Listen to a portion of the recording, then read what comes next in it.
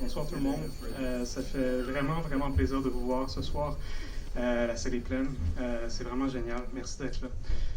Je me présente Mathieu Ligoyette. Je suis rédacteur en chef de la revue en ligne Panorama Cinéma, puis directeur général de la Semaine de la critique de Montréal. J'aimerais commencer par dire que nous reconnaissons la présence ancestrale de la nation Ganingaraka, peuple du silex comme gardienne des terres et des eaux, sur lesquelles nous nous trouvons. This territory and gathering place, commonly referred to today as Gilgagé Montreal, has been home to many indigenous people, including the Anishinabeg, Wabanagayak, and Wendat, who have lived here at different times in history, sharing and transmitting artistic practices and cultural knowledge. En cela, le festival reconnaît qu'il se déroule sur un territoire non cédé et qu'il est de son devoir de travailler à développer les sensibilités et les responsabilités de notre organisation et du public à travers des œuvres et un accompagnement qui s'engage vers un avenir commun d'amitié, de paix et de décolonisation. Nous inaugurons un festival de cinéma pour repenser la cinéphilie et notre rapport au cinéma avec vous. We inaugurate this film festival to rethink with you our relationship with cinema. Nous souhaitons ce festival accessible et pointu, risqué et satisfaisant, à taille humaine et horizontale. Nous sommes une poignée de critiques d'une même génération qui constatons depuis plusieurs années l'aseptisation de la programmation et l'appauvrissement de l'encadrement des cinéastes et des œuvres, ici comme ailleurs dans le monde. We want this festival to be accessible and precise, risky and satisfying, intimate and horizontal. We're a handful of critics from the same generation who have observed for several years the hijacking of curatorial practices and the impoverishment of how filmmakers and their works are showcased, here as elsewhere in the world, in favor of bigger films and festivals. En imaginant un festival fait par des critiques, nous voulions imaginer un festival qui puisse aussi faire de la critique en action, amalgamer des films, provoquer des rencontres. En imaginant un film fait par des critiques, we want filmmakers to meet in front of and besides critics, writers, cartoonists, musicians, teachers, and the audience. We want the discussions to drag on outside the theater. C'est aussi toujours ce qu'on a voulu faire avec la revue Panorama Cinéma et on est fiers de dire qu'il y a beaucoup de l'esprit de la revue dans ce festival. We want the Semaine de la critique de Montréal to be a space for focalization, as well as friendship and community. On veut faire un festival pour prendre soin des films, des cinéastes et du public, pour créer de la concentration autour du cinéma. Nous tenons à remercier tous les cinéastes de cette première édition qui nous ont fait confiance avec leurs films, who trusted us with their films, in particular the 12 filmmakers who accepted our invitation to present and discuss their work here. Brian M. Cassidy and Melanie Shatzky, Winston DeGiobbi and costume designer Kathleen Darling, Ralitza Doncheva, Abdul Reza Kahani, joined by Mojan Safari and Nima Sadr, Carson Lund, Matthias Meyer, Matthew Rankin, Ben and Oliver Roberts et Roberto Tarazona. J'aimerais aussi remercier nos partenaires de coprésentation des projections durant la semaine, donc les revues 24 images, les revues Liberté, les revues Spirale, la semaine de la critique de Berlin aussi, et la plateforme Tank Canada. J'aimerais aussi remercier nos partenaires associés, le Goethe Institut de Montréal, le Bureau économique et culturel de Taipei à Montréal, ainsi que Plein Écran. Enfin, notre partenaire d'hébergement, le Manoir Sherbrooke, ainsi que le Collège de Maisonneuve pour les bénévoles. Et enfin aussi, j'aimerais remercier Mubi Canada pour son appui, et finalement, évidemment, le Conseil des arts de Montréal, sans qui rien de tout cela ne serait possible. Donc, sans plus tarder, j'aimerais passer la parole au directeur du soutien et de la philanthropie au Conseil des arts de Montréal, Julien Valmarie.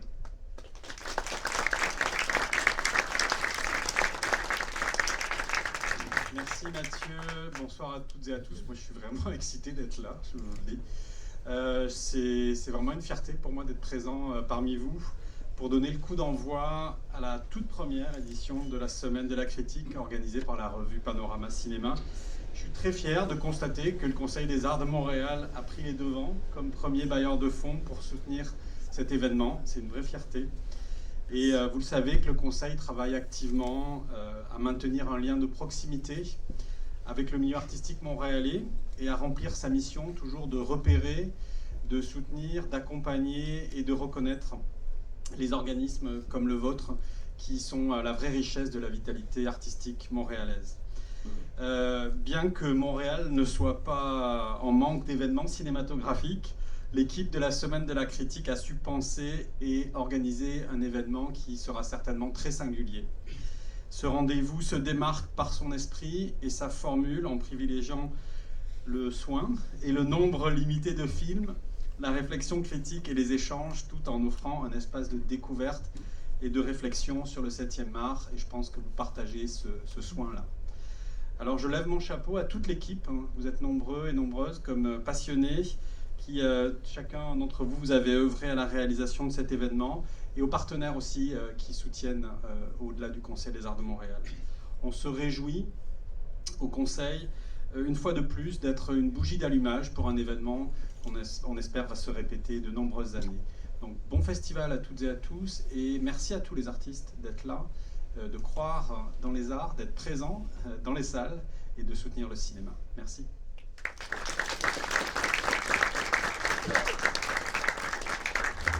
Merci Julien. Maintenant, j'aimerais passer la parole au trésorier et au représentant de l'Association québécoise des critiques de cinéma, Marc-Antoine Lévesque.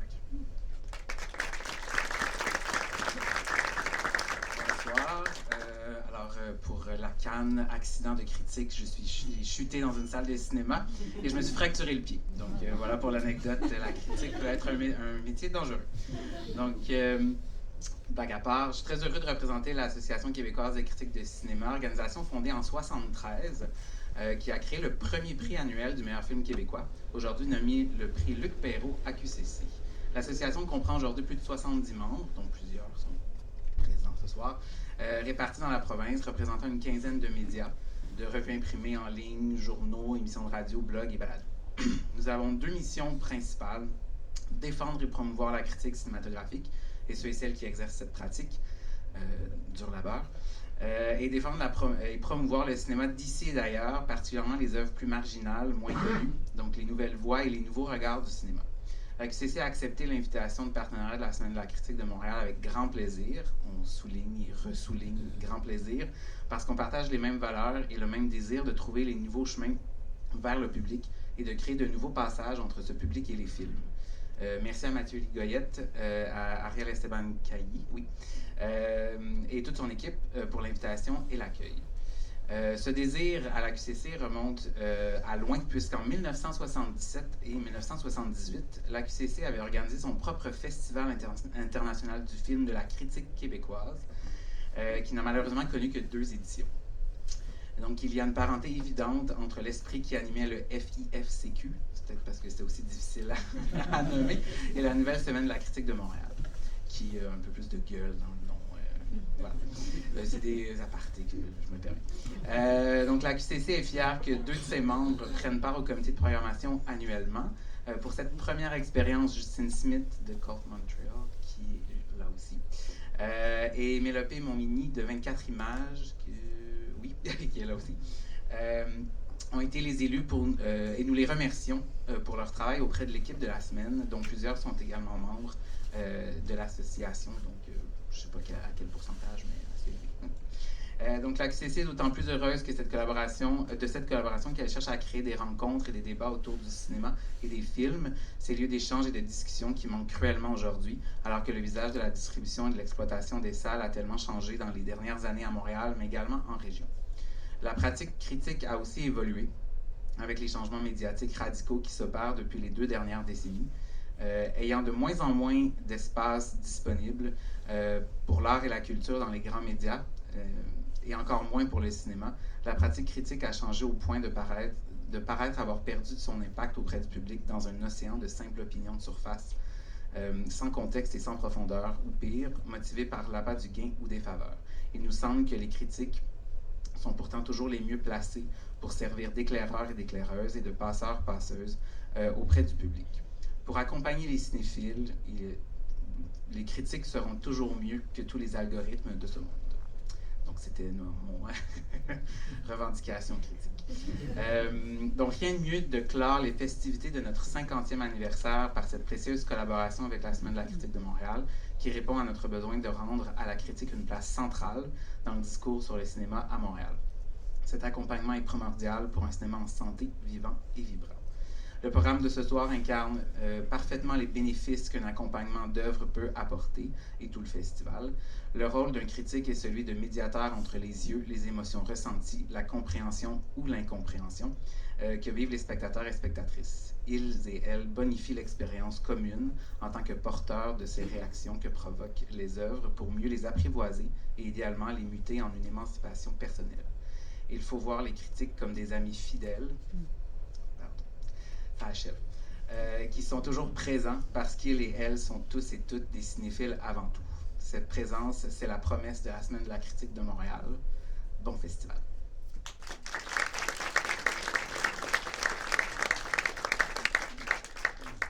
Merci Marc-Antoine.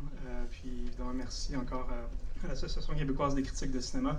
Marc-Antoine évoquait dans son discours le Festival de la critique qui a été organisé à la fin des années 70. Je pense que ça avait été créé par Gilles Marcellet. Pour avoir fait un peu de recherche dessus, c'était sold out pour toute la semaine, mais ils étaient au théâtre Maisonneuve dans le temps. Puis les discussions d'après-projection, ils les faisaient à la place centrale du complexe des Jardins.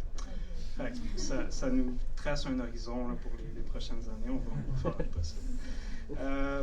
So I would like to thank also the team of the festival, Olivier Thibodeau à la coordination de la production, Pearl Chan pour l'infographie et le catalogue remis surprenant pour les passeports et les bandes annonces, Émile Plourde-Lavoie et Co-Virtuel pour le site web, Caroline Rompré, Pixelex, Kyle Ayer et Exile PR pour les communications, Vestiaire pour les tote bags sérigraphiés et les carnets de notes, SoFly pour les trucs brodés, évidemment aussi l'équipe de Panorama Cinéma, le comité de rédaction, donc Sylvain, Élodie, Samy, Claire, Anthony, Laurence, Marianne, Thomas, Louise, Anne-Marie, Sarah-Louise, Dominique, Frédéric et Vincent, le conseil d'administration aussi de notre organisme, Naomi Descaries-Degnaud, Alexandre Fontaine-Rousseau, Charlotte Lehoux, Julie Amen et Louis Pelletier.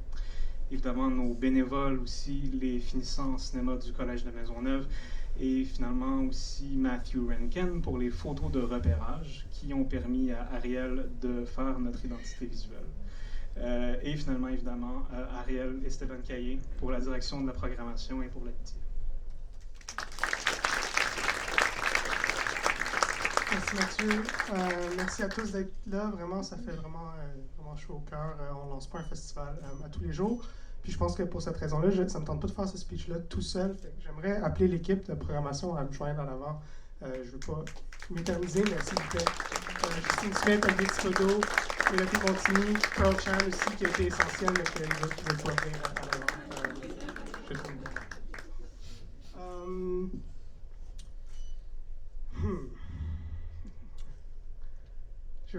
Je vais lire mon petit papier, je pense. Le programme de ce soir, en fait, juste peut-être un peu de housekeeping avant qu'on commence. Notre formule est atypique, je le sais. On vous présente 3 films ce soir, un court-métrage et 2 longs-métrages. Pas des très longs métrages, mais des longs métrages quand même. On va enchaîner sans pause entre les films, puis se retrouver après pour une discussion. Mais comme c'est effectivement un peu atypique, sentez-vous à l'aise. Prenez le temps, il faut que vous dégourdiez les jambes entre les films. Je veux dire, on est ici entre amis, entre familles, entre cinéastes, entre critiques. Donc, c'est important de s'approprier la salle puis de vraiment se couler dans la formule qui, en fait, je le dis, je déroge du script parce que ça nous effrayait un petit peu d'en demander autant d'un public, mais je pense que vous faut en prendre. Le programme de ce soir, hors piste, rassemble le court-métrage Twilight, cinéaste sud-coréen Park Sye-young, A Man Imagine des Montréalais Brian M. Cassidy et Melanie Shatzky, et Cuckolds Go Swimming de Winston DeGiobbi de Cap Breton, autour d'un programme qui a été conçu pour recentrer les marginalités. Avant toute chose, j'aimerais que vous applaudissiez Winston, qui est ici. Winston, qui est là.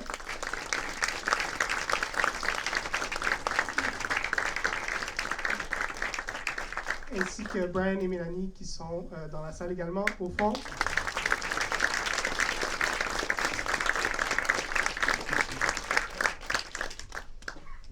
Our inaugural program, Off Track, brings together the short films Twilight, A Man Imagined, Two couples go swimming, and it was really designed to think about austerity in a way to reframe marginality. Il y a quelque chose ici qui relève d'un énoncé de mission de ce qu'on veut faire de la semaine de la critique de Montréal, c'est-à-dire mettre de l'avant une vision du monde qui est précise, qui est singulière, on l'a dit, qui est peut-être fragile autour de thématiques en fait qui nous rassemblent tous, un peu loin des paillettes et un peu plus près des artistes qui se montrent sensibles aux enjeux qui nous concernent tous. Je parle par là évidemment de la lutte des classes, l'austérité, les multiples crises écologiques imbriquées, le génocide à Gaza, ainsi que tous les génocides en fait qui sous-tendent notre histoire coloniale. Obviously, there's something here that may operate a bit as a mission statement in the way that we've conceived this program and what we want to do with the Critics Week, to put forward a precise and singular, perhaps fragile vision of the world and of cinema that addresses in a myriad ways, in a myriad ways of telling stories around themes that bring us all together. I think this year it kind of took the shape of something maybe around austerity, class consciousness, ecological decline, the ongoing genocide in Gaza, as well as the many genocides in our own colonial histories. L'idée ici, c'est pas de dire que les images, en fait, peuvent sauver le monde en tant que tel, mais plutôt de rappeler que les choix qu'on fait en tant que critique, en tant que programmateur, en tant que spectateur, sont importants dans la construction d'une vision du monde qu'on souhaite voir survivre, en fait. Pour cette raison, vous trouverez également des films dans notre programme, peut-être un peu plus joyeux, sur la rencontre de l'autre, sur la communauté, sur la famille, sur la mémoire, sur toutes ces choses-là en même temps.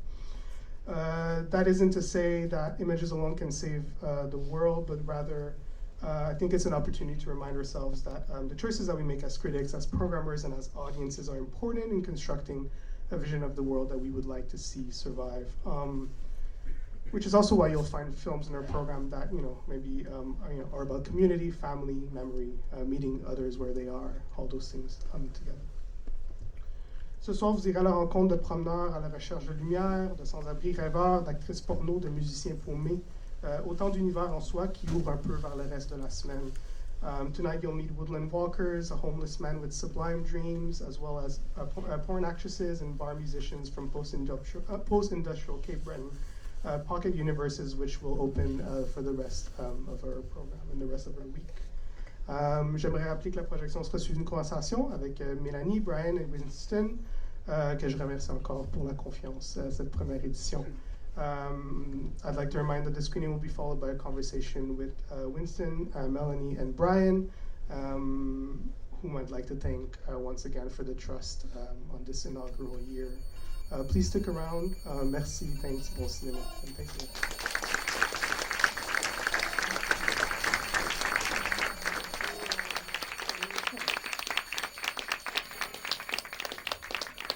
So, thank you for being kind of our inaugural guests this edition, this festival, and also kind of, perhaps for discovering what, this formula can be with us, of like an extended Q&A, an extended conversation. I mention it because, I have questions, I have things I want to ask you to kind of get the conversation going, but I think the interest of this week is really to kind of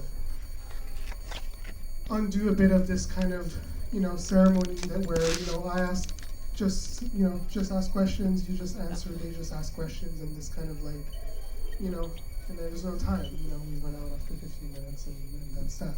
So, and that goes for you, all of you too, I do want to emphasize that, if you want to ask questions, please interrupt me. And if you want to talk to each other, please interrupt me as well. I think the first thing that came to mind for us in building this program, I think very sort of intuitively, was this idea of sort of working with non-actors, working with, people that are sort of close to you in this way, and also kind of capturing, them in sort of impoverished settings that I think for me kind of goes beyond the usual kind of fascination and kind of amounts to a sort of form of honesty. These films are constructed very, very differently. Obviously, your film is a documentary, Winston. It's a fiction, but for example, Winston, I know you work a lot with family. For example, which is built into the story, of course, but it's also, I think, reflected in how you cast a film. And Brian, Melanie, of course, I think how you approach your subjects and how closely you kind of construct the documentary, but also sort of the fiction that may be within them. I think is really, really interesting. And so maybe to start, I would love to hear a bit about that sort of process for the both of you. Yeah, well, you know, since I started making movies as a teenager and sort of just being in my hometown of New Waterford, it's, you know, it's not a place that really, you know, it doesn't have a film community, so it's, you know, they're not able to really nurture this pursuit in you, so you sort of make do with what you have, and luckily I didn't dream of making Star Wars or something like that, you know, and so I was always sort of interested in the story of the guy who's living next to the St. Michael's Church or something, or an anecdote I've heard from my aunt, or, you know, so it sort of started there for me. And I was always sort of, my grandfather actually, who's the patriarch of the family, you know, I grew up in a multi-generational home, and those are his home videos that you see on screen, so maybe that had some kind of unconscious influence on me. But you know, it's really a punk spirit for me, the way somebody only knows 3 chords on a guitar, and they, you know, just they'll start a band, and that's sort of how it started for me. I don't really know if that answered your question, but yeah, and then just sort of working with your friends or family that are around, and yeah, and making stories about your community and the people in it. Yeah, and I really relate to that idea of just getting going, getting started, even if you only know a few chords, kind of a thing, and making with what you have. I mean, in some sense, we all are just, we're making what's available to us once we get started, you know, and it's that spirit that courses through, and certainly felt that throughout yours and how you constructed it. Then it didn't feel like schematic at all. It felt like very, very sort of intuitive, and the scenes themselves almost felt like songs on a record in a way. And I think that's sort of how we sometimes think structurally about our I guess nonfiction work, is that at least a fair amount of the process is creating moments and constructing scenes, and then figuring out how to connect them or sequence them in a way like the way you might sequence songs on an album, where you're feeling, you know, okay, we've had a couple of really hard ones, and now let's bring it down, and then okay, now it's about to get boring, let's bring it back up again, and you know, so in a way, a part of how we put our movies together has that kind of a spirit. I think that Melanie and I both really like vivid, lived-in scenes, but then of course at some point, because of duration and trying to sort of hold attention, other kind of narrative responsibilities come in, or things where that can only take you so far, and so then we put on a different hat and think about how to make, you know, make it work on a more global sort of level. Yeah.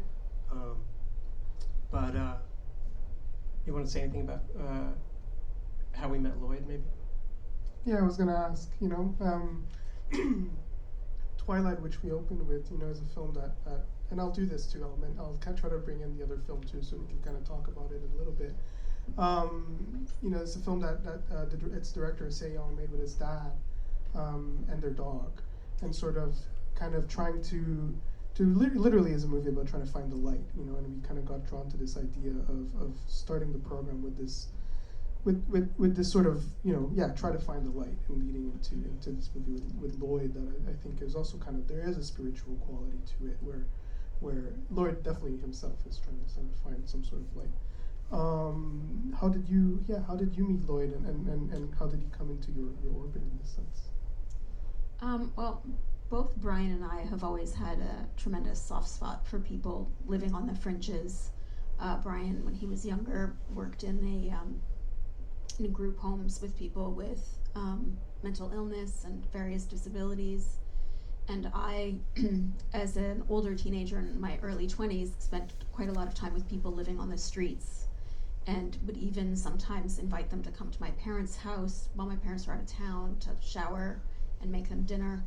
And I always knew that eventually I would want to make a film with people experiencing homelessness. We approached the NFB, this idea, and we thought we'd make a sort of panoramic of various people experiencing homelessness. We volunteered at a shelter for a year to meet people. Met a lot of people with interesting stories. At the 1 year mark, we met Lloyd, and as soon as we met him, we're like, oh no, the film absolutely needs to be about this character.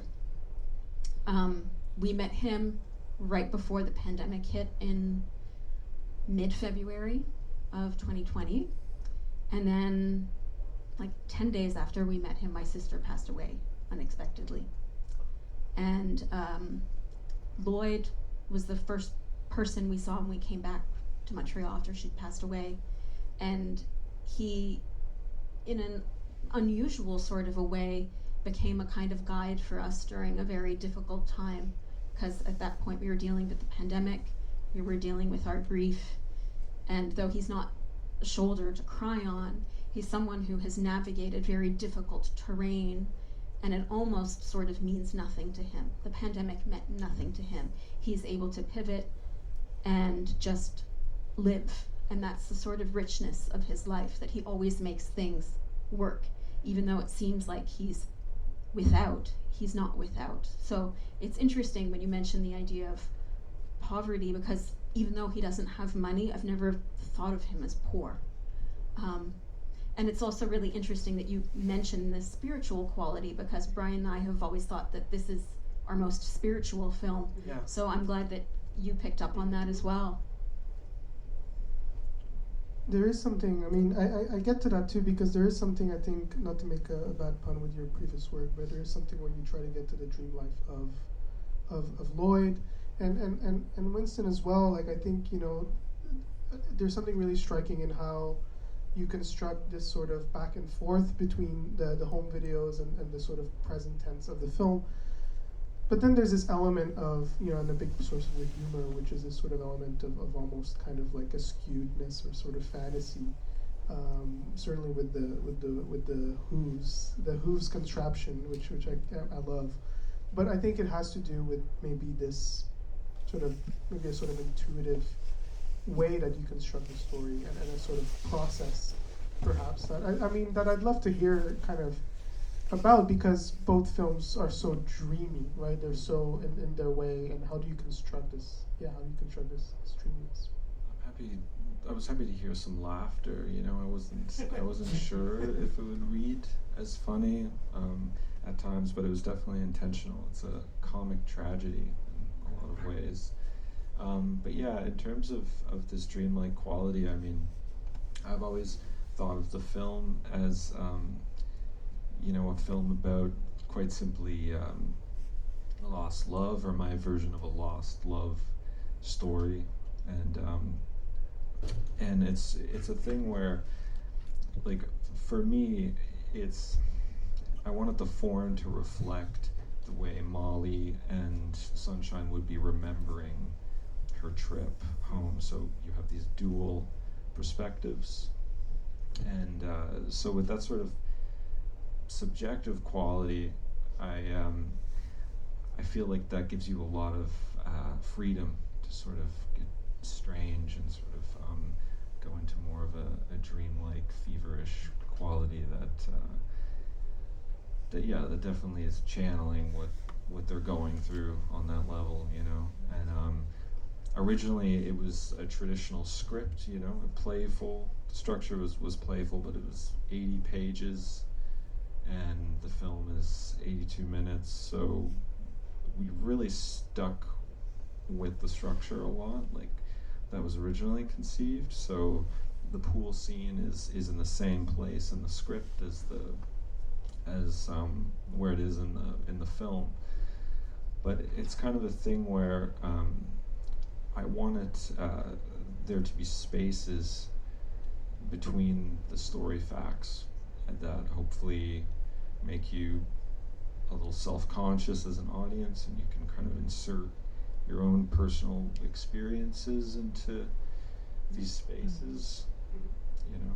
So I thought it made a lot more sense to me to approach the story that way, and sort of it gave me a lot of freedom to be expressive, you know. And I would say, yeah, I mean, pushing more into the sort of oniric, dreamlike space feels to us very natural. It feels very much, in a way, it seems like cinema wants to be a dream-like experience. The way when you're putting things together, sound and picture, it just seems to ask for that over and over again, at least for us. And you know, one of the things with this film is, at least in the early stages, one of the guiding principles was more like what we didn't want to do than what we did.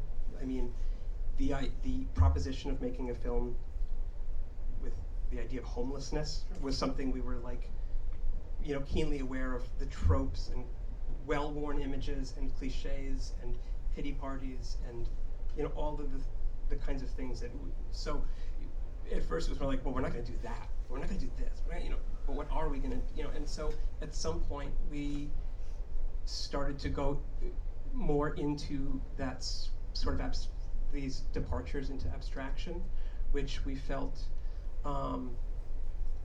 were in sympathy with Lloyd's hypersensitive way of processing the world, and also with our desire to be more subjective and to show our hand as makers at the same time. We never wanted to presume that we could get in the minds of someone with schizophrenia and then illustrate it. That was one of the other things we didn't want to do. But we did want to evoke the heightened awareness with which, and tactility with which he navigates his experiences, you know, on the margins of the city. And so, and I think in general, these departures, you know, it's like going into the footage and the archival material, these sort of departures into another time space, and then the return to a more grounded thing it's a nice push-pull kind of experience. Yeah, I was so interested in that, especially with the Beau character. You know, who's he's somebody who he completes this trinity of misfits. You know, in this town we have Beau, Sunshine, and Molly, and I feel like Beau is the most aggressive in sort of navigating this feeling of not quite fitting in with his community, and he's sort of elbowing his way into these relationships, and he has the hardest time suppressing who he really is, you know, and he's sort of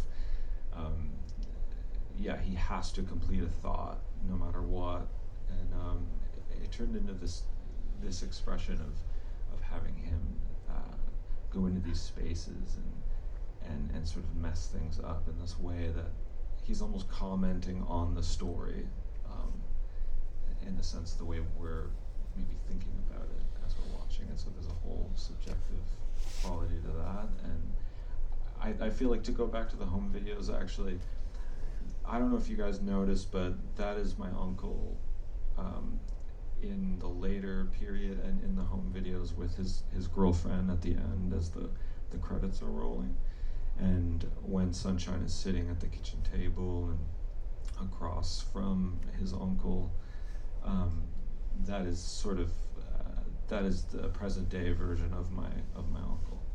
So yeah, it's a thing where back to the lost love idea, I had the most heaviest sort of scary first impression of lost love or heartbreak as a kid, and it involved my Uncle Wayne, and you see this evidence of this relationship unfolding, and and it was a situation where he went into a bathroom and he never really quite came out the same, you know, because he's also schizophrenic, which is when I heard about this film and it was paired together, and I did some research. I thought, wow, this is so fitting, you know, and he's, the thing is it was dormant in him for so long, and then the shock of the breakup erupted the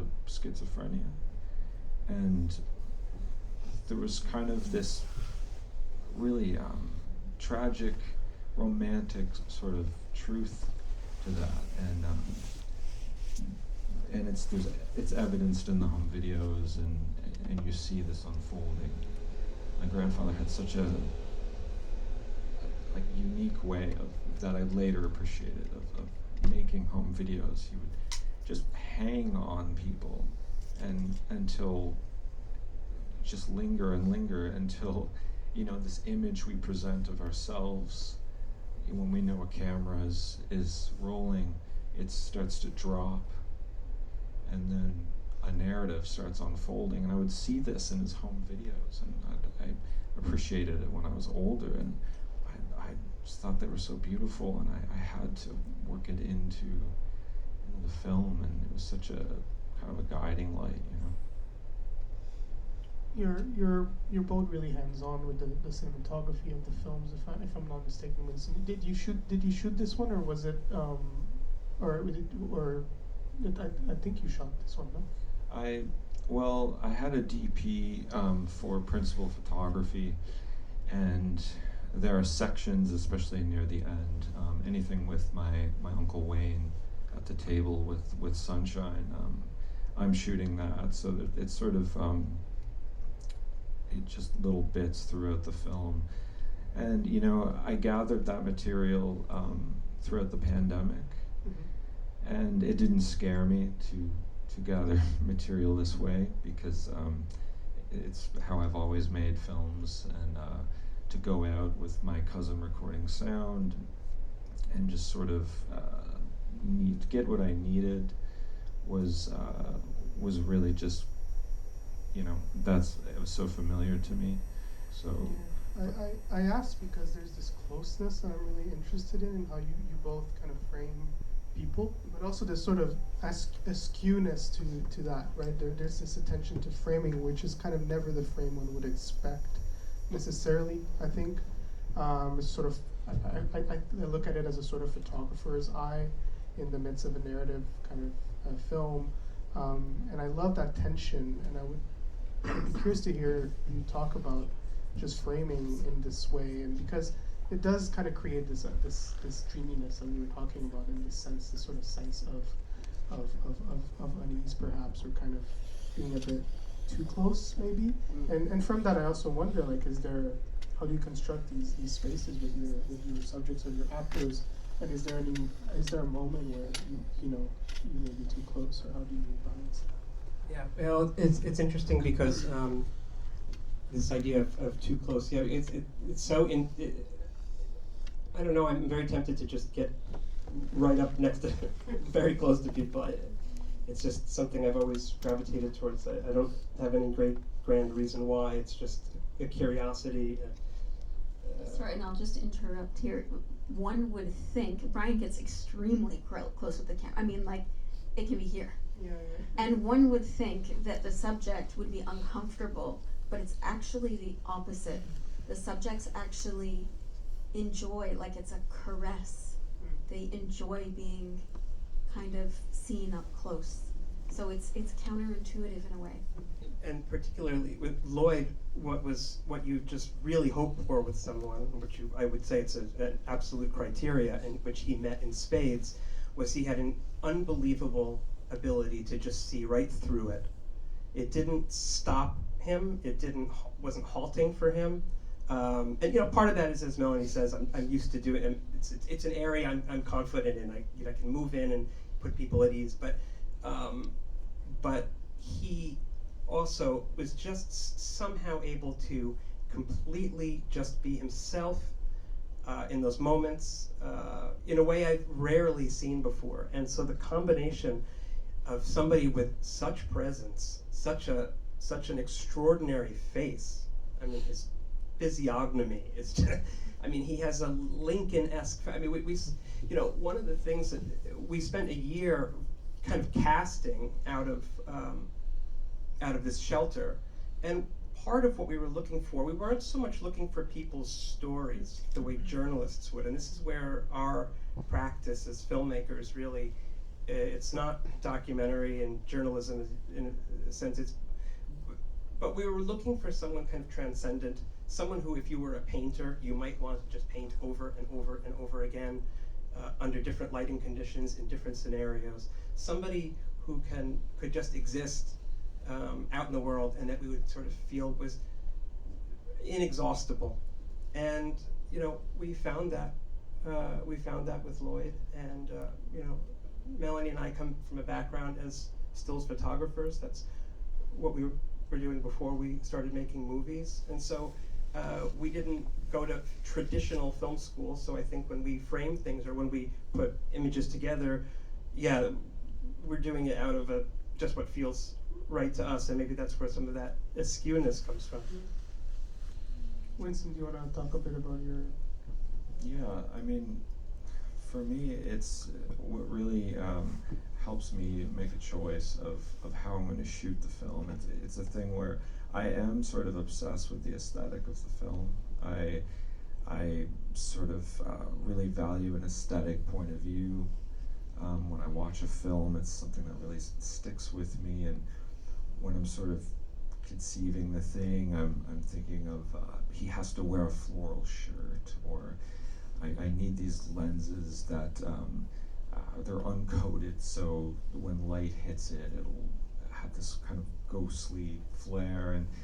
But then when I'm there and I'm in the flesh, blood with everyone, it's sort of this thing where I wanted to stay alive, and I work very closely with my actors to keep discovering the thing as I'm making it within the parameters of this script. You know, I do value the surprise. I want to be surprised while I'm making it, because I feel like when I'm behind a computer,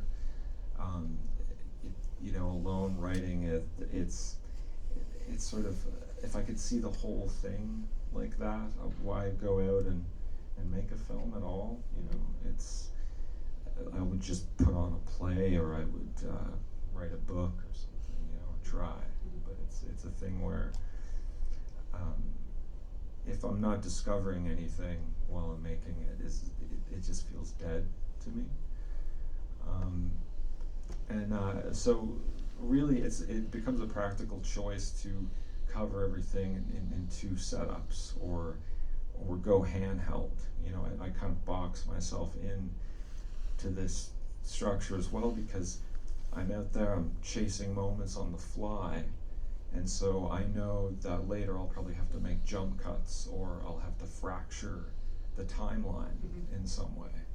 So shooting people up close and sort of, you know, hiding the background. Exactly. And these kinds of decisions, yeah. Exactly. Yeah. So it becomes more of a practical choice. It always starts as an aesthetic obsession, and then once I'm there, I just become obsessed with keeping it alive. You know?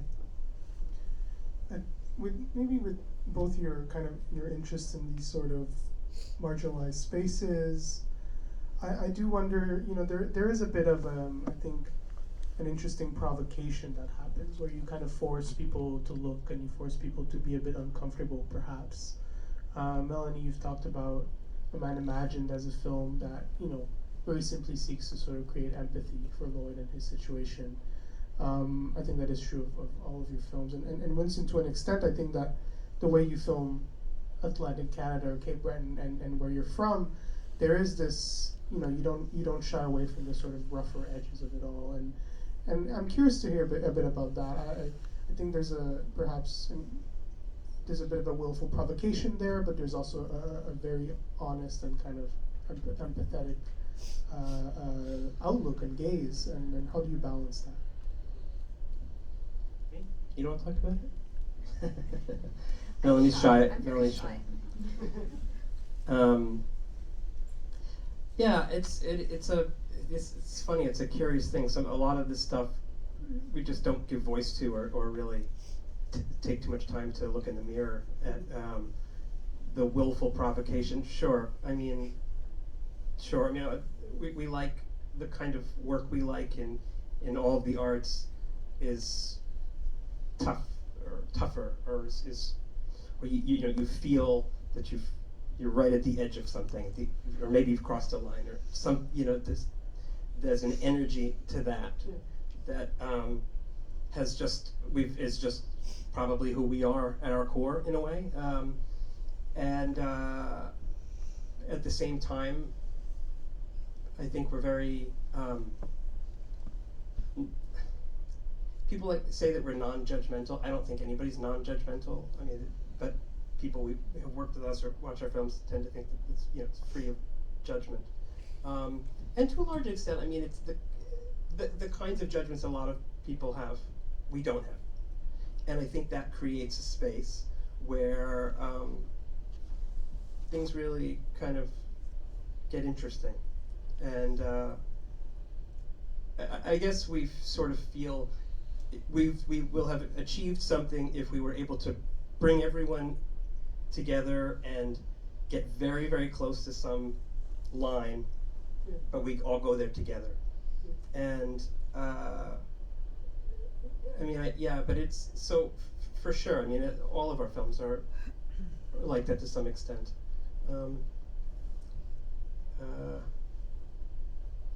Yeah, I had to think more about that. I don't know. Yeah, like, just you're asking about the sort of harshness and the way it's capturing things with this sort of abrasive quality. Yeah, for sure. Sure. Well, it's something that I'm not absolutely conscious of, but I've been informed by a certain kind of cinema, since I was very young, like a kid. I would stay up late and I would watch. Do you guys remember the Showcase channel? I'm a product of the Showcase channel. So I would stay up late and I would watch these films that could be classified as transgressive cinema, or definitely way too early. But so the way these things sort of live inside you and inform your choices, over time, it's hard to say, but it also reminds me of home. I go back home a lot. I go back home maybe once every 2 months or something, and it's still a multi-generational home. My grandfather is still the patriarch of the family. He doesn't take out a camcorder anymore, unfortunately, but I encourage him to start taking videos with his phone. And but there's a sort of a tension there, an abrasive quality that's specific to the place I grew up. Like the environment you see in the movie, I transferred that over to Mali, from my own life. You see it in the home videos. That's this party environment, that I grew up in, and you see the baby at the beginning, like that's not me, but I'm probably there somewhere. And it had this this sort of indiscretion to it that is, to me, it's home, it's familiar. And I would wake up as a kid to my dad shredding guitar in the living room, practicing scales. It was my uncle who's in the film that I was talking about earlier. He was a roadie for Alice Cooper for a few years, and so that was sort of the environment, and that can seem harsh to some people, I think, but I think it's a combo of those two things. Did that change at all? This sort of, I like the word indiscretion in some sense, or this sort of, did this change at all with working with the NFB and a more institutional partner on a project like this? I'm curious. I have to say, it's we were just gonna push and push to make, you know, what we wanted to make. And thankfully, we had a really great producer, Rohan Fernando, who just respected what we do and just tried to just clear everything out of the way so that we could, you know, so that we could do what we do. I mean, we just weren't going to do it any other way, so. But yeah, this idea of indiscretion or transgression, or I mean, you know, pushing, doing something you're maybe not supposed to do, in some ways, which I don't feel that we've done anything we're not supposed to do here, but per se. But just the idea of making something that courses with confrontation and bringing up questions and holding ambiguities and not giving answers and not deflating it by explaining it away or feeling like we need to mediate the experience, the dance between Lloyd and Melanie and myself, to not have to mediate that with experts or social workers or other people talking on, you know, these kinds of things were really important to us. And so, I mean, we really had a lot of freedom, but it was, yeah, we definitely had to have conversations early on, you know, just, right, I mean, setting the... But that was only early on, Yeah. after the first initial conversations. I mean, our producer not once was on our set. So our set was just Brian and myself, and then for the night scene, we had a friend come help us light the night scene, and that was it. So then that was important too, to get that sort of intimacy with Lloyd. And Winston, I hope I can ask, but it's been kind of a long way to get, you know, to get to Cuckolds on a screen. You shot the film pre-pandemic, and it's been a kind of difficult road for you, I think, trying to get it shown in festivals. And you know, as a programmer, I've been sort of like, you know, privy to that a little bit. And this is a film that I saw, you know, a while ago. I guess, you know, I wonder maybe if you want to talk about what is it that you think maybe there's a resistance to, institutionally, to a film like this, and is it a Canadian kind of thing, or is it a, you know, is it a foreign thing? Sort of, you know. Yeah, I mean, what is it, you know, about English Canadian cinema? Like, it's a lot of it is very, very concerned about being polite and very mannered, repressed sometimes. So yeah, it's not a conscious reaction to that. I'm not, you know, out to sort of, the work isn't about responding to that kind of cinema, but it, you know, it probably is in some way, like, that I'm not totally aware of, and that could probably scare people, you know. It's, for me, these films, to go back to these late night films that I'm watching, one thing is they were comfort movies for me, because, you know, like Welcome to the Dollhouse would come on, Todd Solondz, and I was like, that's what junior high is like.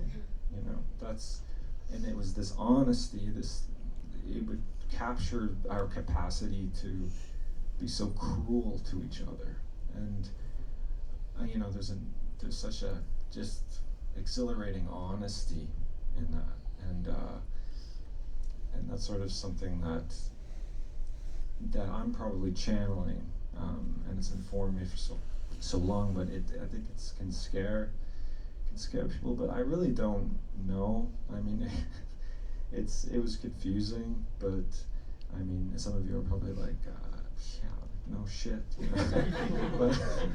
but it's, yeah, you know, who knows? I mean, it was a long time. I mean, we wrapped principal photography in the winter of 2019, and then gathering things throughout the pandemic, but I'm so happy to be welcomed here and share the film finally. Thank you. Am I being cut off? Yeah? All right, well, you know, we tried to make a lot of time. There's never enough time. You know, please give it up once more for Brian, Melanie, and Winston. Thank you very much.